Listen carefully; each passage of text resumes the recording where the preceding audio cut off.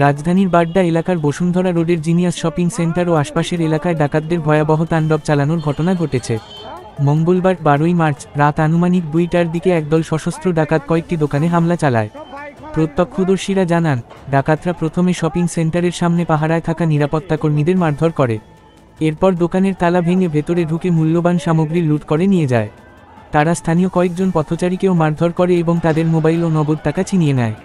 এ সময় এলাকাবাসী ডাকাতদের প্রতিহত করার চেষ্টা করলে তারা ধারালো অস্ত্র ও আগ্নেয়াস্ত্র প্রদর্শন করে ভয় দেখায়। ডাকাতদের হাতে কয়েকজন ব্যবসায়ী আহত হয়েছেন বলে জানা গেছে।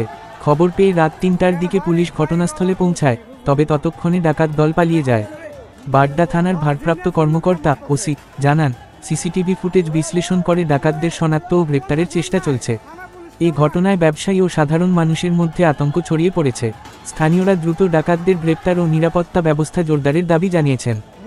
নতুন নতুন শীর্ষ খবরের জন্য চ্যানেলটিকে লাইক, কমেন্টস, শেয়ার, সাবস্ক্রাইব অথবা ফলো করুন।